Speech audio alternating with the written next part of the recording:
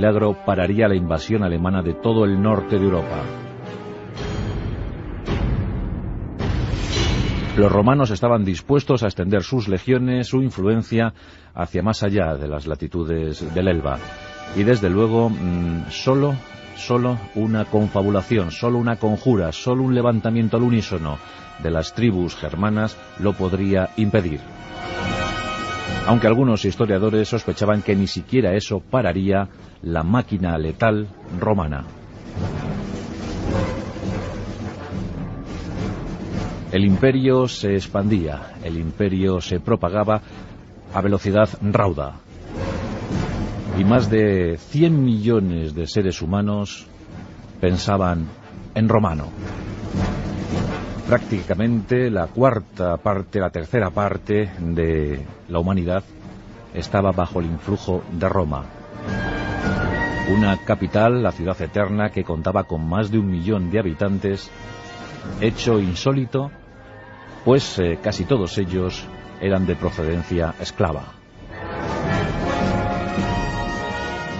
El Imperio Romano, 1000 años de historia, 1000 años de influencia, sobre todo para Europa, pues cambió nuestro concepto, cambió nuestra vida, nuestra forma de entender la existencia.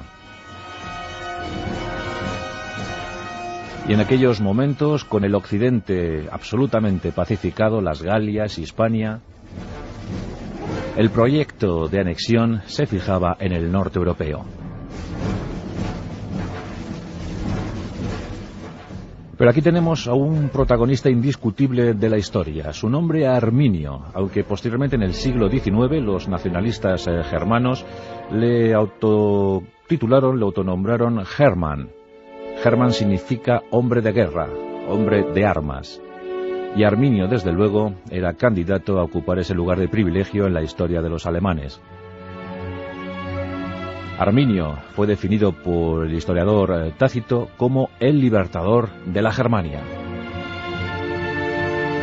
Aunque la historia de este líder guerrero es sumamente curiosa, pero no distinta a la de otros líderes. El propio Atila tuvo una analogía tuvo una vida muy parecida a la de Arminio. Arminio, 7, 18, todos esos años se barajan a la hora de establecer una fecha concreta, pero vamos a quedarnos con la del allá del Rin. Los romanos habían llegado a las riberas del Elba.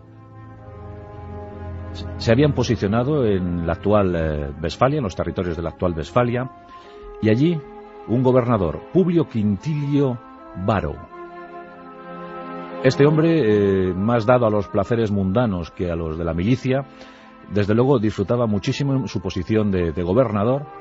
Era una especie de pretor provincial local y admitía de buen grado siempre pues la corrupción, la mordida, el trasiego de dinero para tal o cual causa siempre del comercio.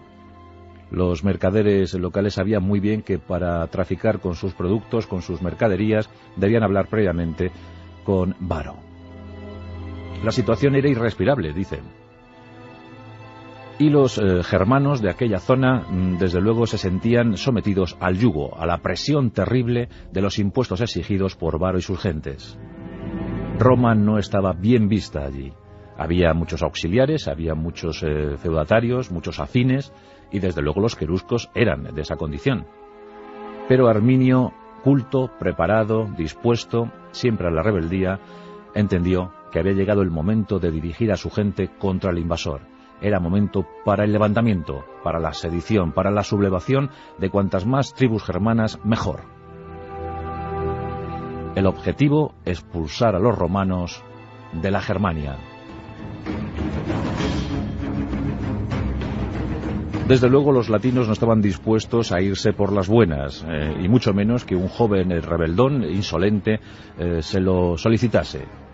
Varo, para defender sus posicionamientos, contaba con un magnífico ejército, un excelente ejército, nada más y nada menos que 3 legiones, la 17ª, la 18ª y la 19ª legión.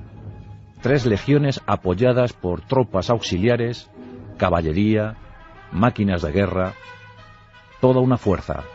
En aquel tiempo la legión constaba de unos 5.000 hombres, unos 5.000 soldados. Cada legión era también apoyada por 120 caballeros, 120 jinetes. Y a esto había que sumar las innumerables cohortes de tropas auxiliares, gentes de la propia Germania, de las Galias, de los Balcanes, de Hispania. Algunos hispanos lucharon en la Germania, en las limes, en las fronteras. En total debemos pensar en unos 15.000 soldados romanos, con el refuerzo inexcusable de otros 9.000 auxiliares, unos 24.000 hombres dispuestos a clavar las águilas de guerra romanas en aquel territorio tremendo, hostil, pero al fin y al cabo próspero y siempre dispuesto para sumar nuevos kilómetros cuadrados al extensísimo ya imperio. Arminio recibió escasos apoyos en principio. Apenas 4 tribus quisieron sumarse al esfuerzo bélico del nuevo líder. Pero los queruscos se movieron como uno solo en torno a su jefe. Le seguían las tropas auxiliares que cerraban la columna y desde luego numerosísima población civil que acompañaba a las tropas, pues los mercaderes, mujeres, familias que acompañaban a los legionarios. Por tanto, la comitiva era más que larga, más que prolongada. Daba impresión, era impresionante verles andar, verles pues marchar. Los legionarios ya sabéis que sostenían marchas siempre muy largas, muy extenuantes, de 25, 30 en algunos casos, como la campaña de las Galias con Julio César. Las legiones llegaron a marchar 50 kilómetros diarios, y eso con una impedimenta de unos 20-30 kilos encima cada legionario. Pues de esa guisa avanzaban por los territorios de la actual Westfalia, y de esa guisa fueron adentrándose en el bosque de Teotiburgo. Las tropas de Arminio esperaban sigilosas. Detrás de cada árbol un guerrero. En la copa de cada árbol un arquero. Detrás de cada roca un lancero. Expertos eran los germanos en el lanzamiento de jabalinas. También manejaban las ondas. Aquel día era también difícil. 9 de septiembre del año 9 después de Cristo. Una tormenta tremenda se abatió sobre el bosque de Teotiburgo. Imaginaos la situación. Las legiones avanzando por aquellos bosques, por aquellos árboles, intentando mantener las formaciones, intentando dar coherencia a ese paso cada vez más lento. Tronaba. Los rayos se cernían sobre la tropa como si fuera augurio de un mal presagio. Y a fe que lo iba a ser. En un momento dado, Arminio, convencido ya de que podía ser un gran éxito para las armas germanas, en un momento dado, cuando ya pensó que la mayor parte de la comitiva romana se había adentrado en aquel bosque mortal, dio la orden. Y miles de jabalinas, flechas y piedras surcaron el cielo. Los romanos fueron cogidos de improviso. Los romanos fueron sometidos a una cruel celada. Morían sin saber de dónde llegaba aquella flecha, aquella lanza, aquella jabalina, aquella saeta. Las piedras derribaban a los jinetes. En pocos minutos, cientos de cadáveres cubrían el suelo de aquel bosque umbrío, de aquel bosque oscuro. Los queruscos y sus aliados se movían como fantasmas, saltando de copa en copa, lanzando sus mortales dardos. Los soldados romanos intentaban cerrar formaciones, cerrar filas, para intentar con sus escudos evitar el peligro de las certeras flechas o lanzas. Pero aún así seguían cayendo. Finalmente llegó el momento terrible, el del cuerpo a cuerpo.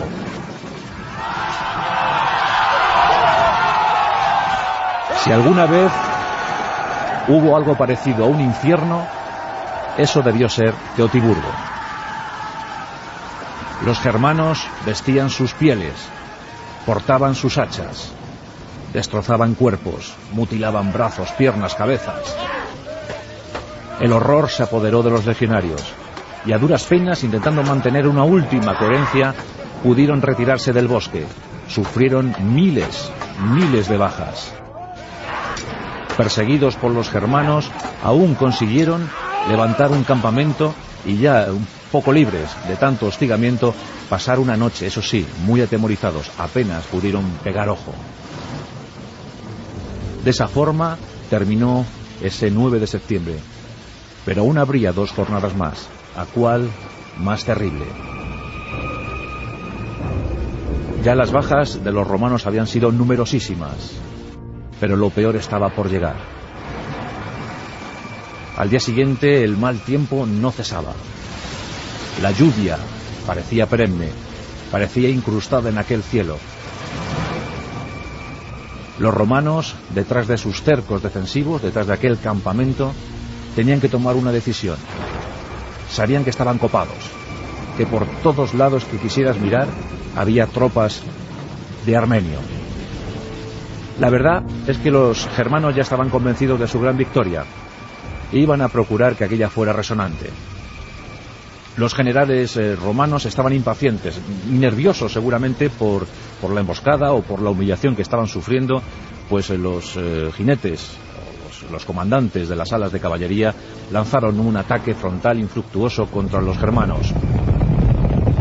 Pronto se toparon con lo abrupto del terreno, con las rocas, las piedras y sobre todo la determinación de los germanos, que veían muy elevada su moral. La caballería fue diezmada, desmontada, masacrada. En aquellos minutos donde la tragedia de la caballería se estaba mascando, Varo tomó una decisión: no sería capturado vivo. Y él mismo empuñó su gladior para quitarse la vida. Y a él le siguieron muchos jefes de mando, muchos cuadros de mando de las legiones que le acompañaban, porque sabían perfectamente que aquello iba a acabar en desastre, que serían sometidos a tortura y después acabarían con sus vidas. Pues mejor ellos, por su mano, se acabaron suicidando. Aún así, 2 generales optaron por intentar capitular, por intentar negociar con el enemigo. Seguro que desconocían las leyes de la guerra de los germanos, y éstas decían que cuando se entraba en batalla o se mataba o se moría. Por tanto, los queruscos, los germanos, no hacían prisioneros. Los romanos que intentaron pactar, que intentaron negociar, fueron pasados a cuchillo. Otros ofrecidos en sacrificios rituales, para dar gracias a los dioses de la guerra. Es difícil establecer el número de muertos exacto en aquellas 2 jornadas, y en la posterior persecución, en la tercera, pero se cuenta que sobre unos 24.000 romanos, entre legiones, auxiliares y acompañantes, tan solo lograron sobrevivir unos 1.000. 23.000 muertos romanos sobre el campo de batalla de Teotiburgo. En cuanto a los germanos, se establece la cifra de unos 7.000 muertos. Por tanto, en tan solo 2-3 jornadas de combates, 30.000 muertos en aquella zona tan remota de la actual Westfalia. Cifras abrumadoras. Varo murió con sus generales y sus hombres. La noticia, por supuesto, los supervivientes, los escasos supervivientes, llevaron la noticia a Roma. Octavio Augusto cayó presa de una depresión, cayó estupefacto. Dicen que desde entonces, cada 9 de septiembre, celebró con pesar aquella tremenda derrota, la mayor humillación sufrida por las legiones romanas hasta entonces, o una de las mayores. Las primeras medidas que tomó Octavio Augusto fue la de despedir, cesar en sus cargos a todos los galos y germanos que servían en la guardia pretoriana romana y también en los ejércitos. Los licenció, no quería saber nada ni de galos ni de germanos. Y luego, por supuesto, Roma no podía prestarse a una severa derrota como aquella, una humillación terrible, y pronto empezó a perpetrar la venganza.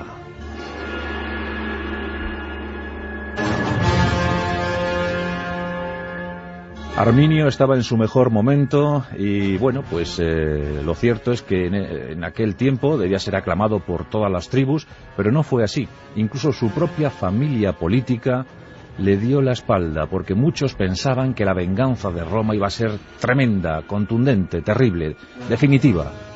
Pensaban que Arminio había cometido un serio error. Pero como la historia nos dictó, de error nada. La victoria de Arminio en Teotiburgo fue decisiva, tan decisiva que los romanos tuvieron que retroceder hasta el Rin y nunca más pudieron vadear el inmenso río alemán. El proyecto de expansión hacia el norte se vio frustrado en Teotiburgo. Jamás los romanos volvieron a poner pie alguno en aquella Europa del norte.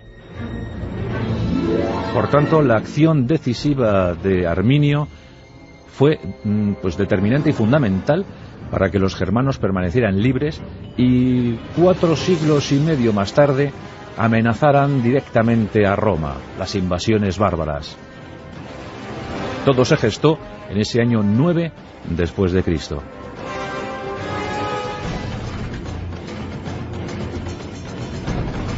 En el año 15, 6 años después, Julio César Germánico, el gran pariente de Tiberio, se enfrentó, chocó sus armas. En este caso iba rodeado por 80.000 efectivos, 80.000 soldados que le acompañaban, chocó armas, batió armas con Arminio. Y la verdad es que aunque hubo mucha mortandad en una y otra fila, no se puede establecer que fuese Germánico el vencedor de aquellas guerras, de aquellas confrontaciones, aunque los historiadores romanos sí que le dieron el laudo de la victoria.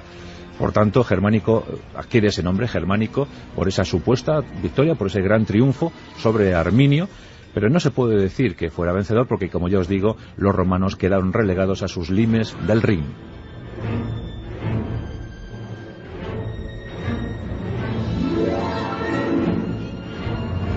Pero ¿qué pasó con Arminio? La historia de Arminio es de verdad difícil de contar. Tras la victoria de Teotiburgo, Tusnelda, que era hija de un jefe local, fiel aliado de los romanos, se enamoró de Arminio, quedó prendada de Arminio y Arminio de ella, tanto que ambos protagonizaron casi una fuga por amor. Tusnelda se fue con Arminio y esto su padre, Segemes, no se lo perdonó.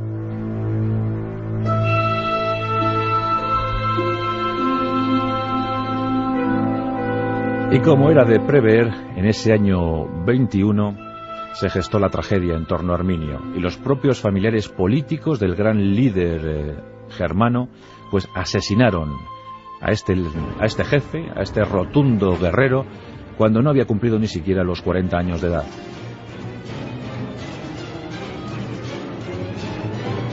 Tusnelda fue entregada a los romanos y llevada a Roma como rehén, como gran pieza. Habían cobrado una gran pieza, la mujer del jefe que les había azotado en Teotiburgo. Tusnelda llega a Roma, es paseada, exhibida públicamente, y de ella perdemos la pista, pero no del hijo de Arminio. Tumélico era el nombre del muchacho. Había nacido fruto del amor con Tusnelda.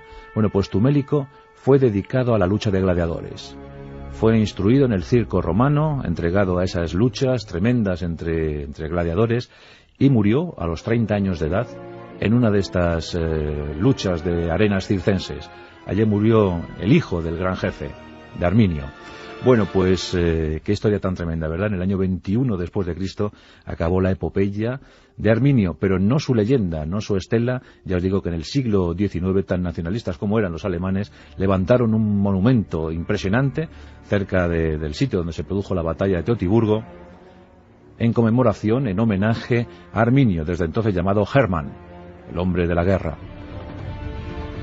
Los romanos, como es obvio, prosiguieron sus conquistas, fijándose más en Oriente que en el norte de Europa, y siguieron expandiendo ese imperio que perduró hasta el año 476 después de Cristo, fecha en la que cayó el último Augusto, llamado despectivamente Rómulo Augustulo, el pequeño Rómulo.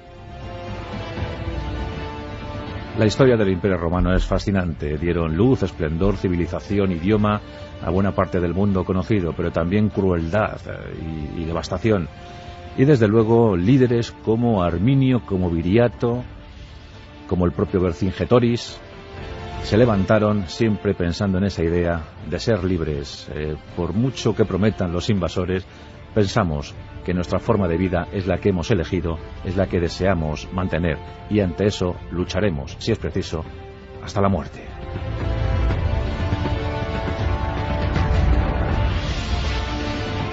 La Rosa de los Vientos en Onda Cero.